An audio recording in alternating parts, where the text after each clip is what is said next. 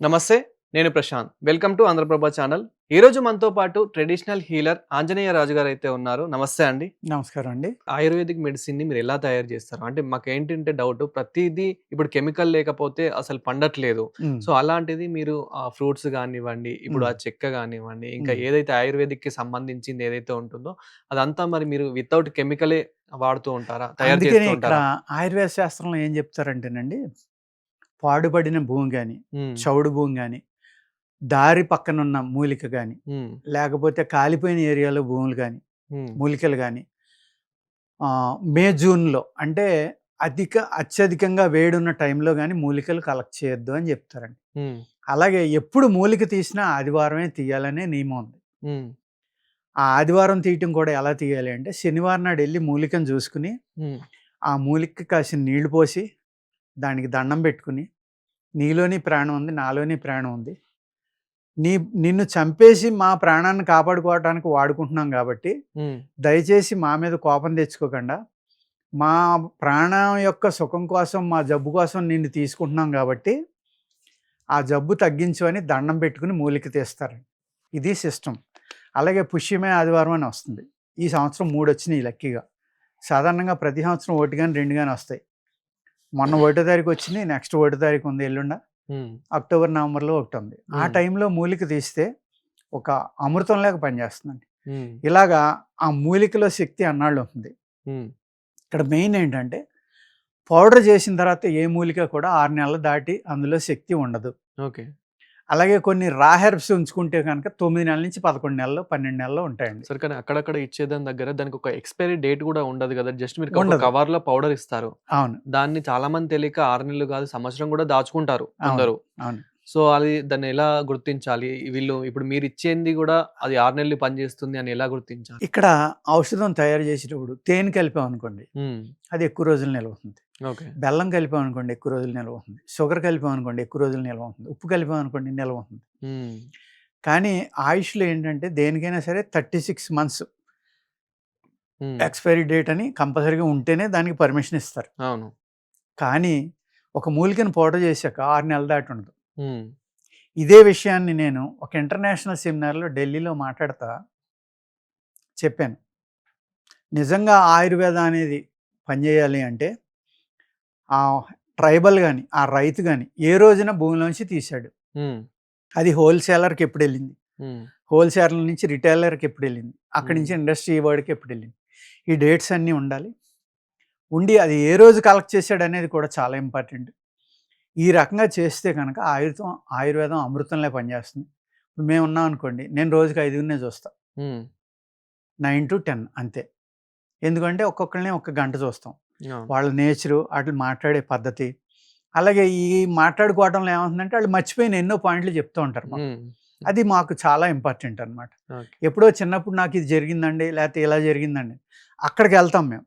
హ్మ్. వాళ్ళు పుట్టినప్పటి నుంచి ఉన్న హిస్టరీ అంతా రాసుకుని, ఏ వయసులో ఏమొచ్చింది, ఆ టైంలో అతనికి ఏ ఇబ్బంది కలిగి ఉండొచ్చు, ఏ ఆర్గాన్ వీక్ అయ్యి ఉండొచ్చు. హ్మ్. ఆ ఆర్గాన్‌ని మనం బలపరిచి, అతనికి ఆ మందిస్తే తగ్గిపోతుంది అన్నట్టుగా ఉంటుందనమాట. హ్మ్. ఆ విధంగా హెర్బ్ సెలక్షన్ కాడ్నించి, తీయటం కాడ్నించి, సపోజు అలవాటు పడిపోయిన వైద్యుడనుకోండి, మీరేదైనా మూలిక నా దగ్గరికి పట్టుకొస్తే దాన్ని నొక్కి చూసో, కొరికి చూసో, వాసన చూసో, "ఈ టైం అయిపోయింది బాబు, ఇది వాడొద్దు, నాకు అక్కర్లేదని" రిటర్న్ చేసేస్తాం. ఆ! అదే తెలియని వాళ్ళు ఉన్నారనుకోండి, సపోజు ఒక రామ్‌దేవ్ బాబాయే ఉన్నారు. హ్మ్. ఆయన త్రిఫలా కషాయం, త్రిఫలా అనే ఒక మందు ప్రతి ఒక్కళ్ళకి తెలుసు, కరక్కాయ, తానికాయ, ఉసిరికాయ అనేది. హ్మ్. ఈ త్రిఫలాలో కూడా తానికాయి, కరక్కాయ అనేది శుద్ధి చేయాలండి. హ్మ్. శుద్ధి చేయరేవాళ్ళు. గింజ వాడకూడదు. పై తొక్కనే వాడాలి.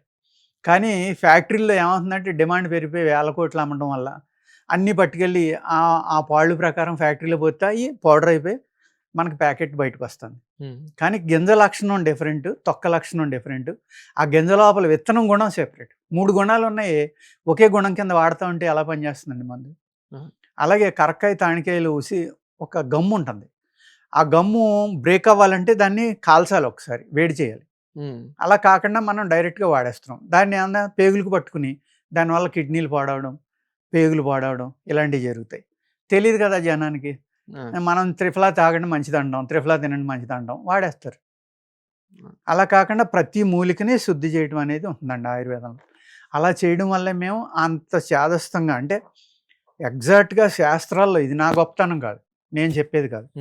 మనకు పూర్వీకులు యోగులు, ఋషులు ఏ అయితే అద్భుతమైన శాస్త్రాలు అందించారో, ఆ శాస్త్రాల్లో మూలికని ఎలా కలెక్ట్ చేయాలి, ఎలా శుద్ధి చేయాలి, ఏ బాడీ వాళ్ళకి ఎంత డోస్ ఇవ్వాలి, హైట్‌ని బట్టి, వెయిట్‌ని బట్టి ఎంత డోస్ ఇవ్వాలి, ఇయన్నీ చక్కగా చాలా చక్కగా వేల సంవత్సరాల క్రితమే రాసి మనకు అందించారు. దాన్ని ఫాలో అవ్వాలండి. ఫాలో అయితే అద్భుతాలు జరుగుతాయి. దాన్ని ఫాలో అవ్వకపోతే ఆయుర్వేదం అంటే పని చేయట్లేదు అంటారు. అలాగే ఏమైందంటే బ్రిటిషర్స్ కూడా ఏం చేశారంటే మన యొక్క నాలెడ్జి, మన మెడిసిన్ చూసి వాళ్ళు భయపడిపోయారు. భయపడిపోయి దీన్ని పాడు చేస్తే తప్ప మనం ఇక్కడ మందులు అమ్ముకోలేము, లేకపోతే మోడర్న్ సైన్స్ ఇక్కడ మనం చెప్పడం అనేది జరగదు అనే ఉద్దేశంతో కొంతమంది వైస్రాయల్ని అపాయింట్ చేసి ఈ ఆయుర్వేదం లాంటివి లేకపోతే అదర్ ఏ అయితే వ్యాయామాలు ఉన్నాయి ఇవన్నీ మానేసి జిమ్ములు లాంటివి పెట్టడం, లేకపోతే ఆయుర్వేదం పనిచేయదు, భస్మాలు వాడతారు, కిడ్నీలు పోతాయని ప్రాచుర్యం చేయటం, అది అందరూ నమ్మడం. భస్మం అంటే వాళ్ళేమో బంగారాన్ని భస్మం చేసి బ్రెయిన్ క్యాన్సర్ మీద వాడుకుంటున్నారు నానో టెక్నాలజీ తోటి. చక్కగా పనిచేస్తుందని కూడా చెప్తున్నారు. ఇంకా రీసెర్చ్ జరుగుతుంది అనుకోండి దాని మీద. మనం వాడితే తప్పు, బూత్. వాళ్ళు వాడితేనేమో గొప్ప. ఈ విధంగా ఏం చేశారంటే మన ట్రెడిషన్ ఏదైతే ఉందో దాన్ని చంపడానికి ప్రయత్నించి ఈ ఆయుర్వేద అనే దాని గురించి చాలా బ్యాడ్గా ప్రాచుర్యం చేయడం వల్ల, పబ్లిసిటీ చేయడం వల్ల దీని మీద ఒక అపోహ అనేది తయారైందండి. అదేవిధంగా ఏంటంటే మనం నమ్మటం కూడా ఎలా ఉంటుందంటే ఒక అల్లోపతి డాక్టర్ దగ్గరికి వెళ్తారు, అక్కడ టెస్టులు చేస్తే మీకు షుగర్ ఉందండి అని చెప్తారు. చెప్పిన వెంటనే ఓహో షుగర్ జీవితాంతం బెళ్ళ మింగేద్దాం డిసైడ్ అయిపోతారు అక్కడే. ఇంక ఇది తగ్గదు, చచ్చిపోయేదాకా ఏదో ఒకటి మింగవలసిందే అని. మా దగ్గరికి వచ్చారనుకోండి, మందులు ఇస్తున్నాను అనుకోండి, ఒక 2-3 నెలలు ఇచ్చాక ఆ 3 నెలల నుంచి మింగుతున్నాడు ఇంకెప్పుడు తగ్గుతున్నాడు అని. అక్కడేమో జీవితాంతం మింగేయడానికి రెడీ అయిపోయారు, మా దగ్గరికి వచ్చి అలా అడుగుతారు. ఈ విధంగా మనిషి సైకాలజీ మారాలండి. మీరు అన్నట్టుగా కరోనా వచ్చిన తర్వాత చాలా మార్పు వచ్చింది. అవును, కషాయాలు తాగడం, అలాగే ఎన్నో రకాల కషాయాలు కానీ కొంచెం జాగ్రత్త తీసుకోవడం. మాకు ఎంత షాక్ అంటే ఒక 50 మంది పేషెంట్లు వస్తే మేము ఫుడ్ కూడా ఏ టైంకి తింటున్నారు, ఏమేమి తింటున్నారు, ఎన్నిసార్లు తింటున్నారు రాసుకుంటాం. ఒక 30% 2 సార్లు తింటున్నామని చెబుతున్నారు. షాక్ అనమాట మాకు. జస్ట్ కరోనా బిఫోర్ 100లో ఒకళ్ళు కూడా చెప్పేవారు కాదు. ఇవాళ 30-40% పీపుల్ మేము చాలా జాగ్రత్తగా ఉంటున్నామండి, ఇలాగ ఆవు పాలకే ప్రయత్నిస్తున్నాం, లేకపోతే ఆర్గానిక్ తిందామని ప్రయత్నిస్తున్నాం, మిల్లెట్స్ తింటున్నాం. కాదరవల్లి గారు పుణ్యం అంట మిల్లెట్స్లోకి వచ్చారు చాలామంది. అలాగా అవేర్నెస్ అనేది బాగా పెరిగింది. ఎందుకంటే భయపడిపోయారు విపరీతంగా. అప్పుడు అర్థమైంది, ఓహో డబ్బు ఏం చేయలేదు, మనం ఏం చేసినా చేయలేదు కాబట్టి మన ఆరోగ్యాన్ని చూసుకోవాలనేది చాలామందిలో అవేర్నెస్ వచ్చిందండి. ఈ జీలకర్ర కషాయమనో, ధనియాల కషాయం, ఉసిరి కషాయం, త్రిఫలా కషాయం, జామాకు కషాయం, నేరేడాకు కషాయం, మారేడాకు ఏది దొరికితే అది. ఈ కషాయాలు తాగటం, వేపాకు, ఇలా బాగా అంటే బాగా పెరిగింది. ఆల్మోస్ట్ 60-70% పీపుల్ డైలీ ఉదయం కషాయం తాగుతున్నారు. అంత అవేర్నెస్ వచ్చిందండి. Thank you sir. నమస్కారం అండి.